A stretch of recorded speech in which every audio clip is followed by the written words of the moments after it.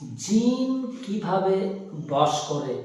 জিন বশ করার এক আজব টেকনিক, যা শুনলে আপনি অবাক হয়ে যাবেন, হতবাক হয়ে যাবেন।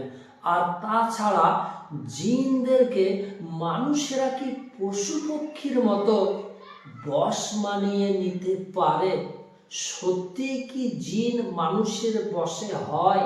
আর এই জিন বশ করার আসল রহস্যটা কি, সেগুলোই খোলাসা করে একটা একটা করে আজ আপনাদেরকে এই ভিডিওটির মধ্যে বুঝিয়ে দেব ইনশাআল্লাহ।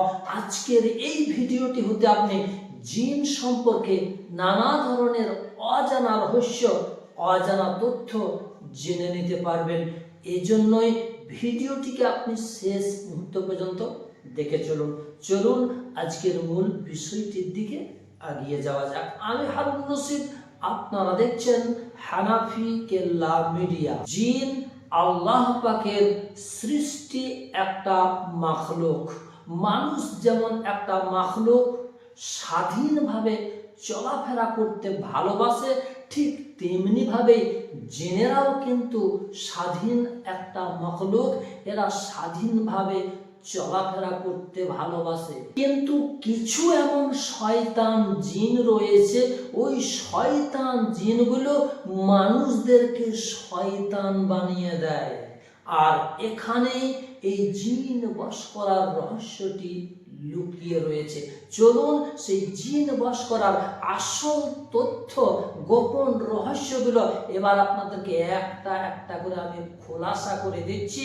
কিভাবে একজন তান্ত্রিক জাদুঘর ব্যক্তিরা জিনকে কবজায় নিয়ে আসে, জিনকে বশীভূত করে ফেলে। আর তাছাড়া ওই শয়তান জিনগুলো অত সহজে কিন্তু মানুষের পোষ মানতে চায় না। যদি ওই শয়তান জিনগুলোর চুক্তি ভিত্তিক কাজ ওই আমিল কবিরাজ তান্ত্রিকটা না করে। আর সাধারণত দেখবেন তান্ত্রিক জাদুঘর ব্যক্তিরা যত কাজ শ্মশান এবং কবরস্থানে এরা করে থাকে। কিভাবে একজন তান্ত্রিক জাদুঘর জিনকে পোষ মানানোর জন্য ওইসব চুক্তিগুলোকে পূরণ করে জানেন? কি সেই চুক্তিগুলো? তবে একটা একটা করে আপনাদেরকে এখন আমি বলে দিচ্ছি, শুনে আপনার শরীরের পশমগুলো খাড়া হয়ে যাবে। প্রথমে কিছু কুফরি বাক্য রয়েছে, যা একটা নির্দিষ্ট সংখ্যায় বসে বসে জপ করতে হয় বড় শয়তানকে টার্গেট করে। জপ যখন পূরণ হয়ে যায়, তখন বড় শয়তান খুশি হয়ে গিয়ে একটা ছোট শয়তান, ওই শয়তানের একটা চেলাকে ওই তান্ত্রিক ওই সাধকটির কাছে পাঠিয়ে দেয়। তখন ওই চেলাটি এসে বেশ কতগুলো চুক্তির কথা তাকে শুনিয়ে দিয়ে চলে যায় এবং তাকে বলে দিয়ে যায় যে এই শর্তগুলো, এই চুক্তিগুলো, এই কাজগুলো পূরণ করতে পারলে, তুমি করে দেখাতে পারলে, তবেই তুমি একটা আমাদের সহচর শয়তান জিন পাবে। শয়তানের ওই শর্তগুলো, চুক্তিগুলো কেমন জানেন? যেমন যাদের সঙ্গে বিবাহ বৈধ নয় তাদের সঙ্গে সঙ্গম করা।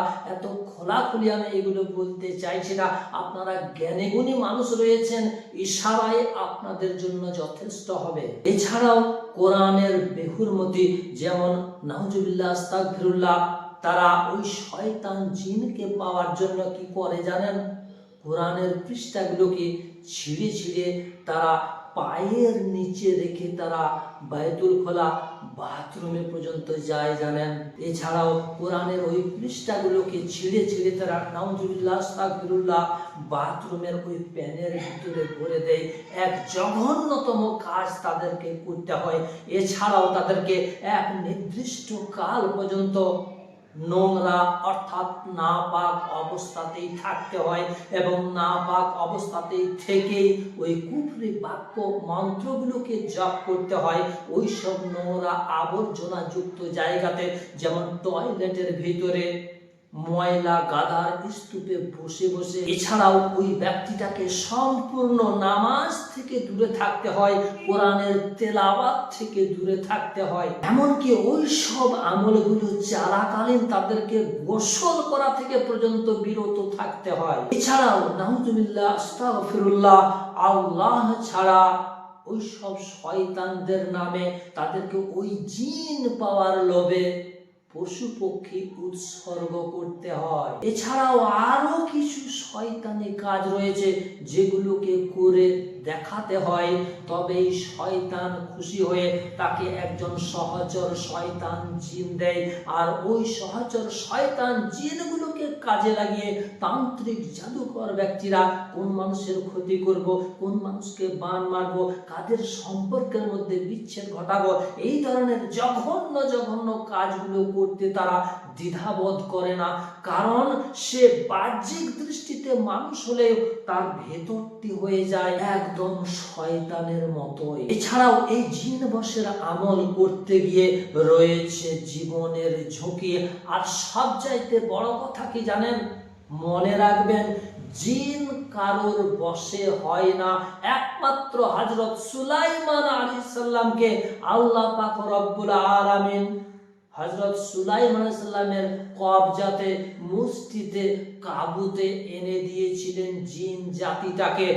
এর পরে যদি কোনো তান্ত্রিক জাদুঘর ব্যক্তি বলে আমার কাছে জিন বশ রয়েছে, আমার একটা দুইটা তিনটা জিন কবজাতে আছে, বসে আছে, মনে রাখবেন ওই লোকটা সম্পূর্ণ 100% মিথ্যাবাদী।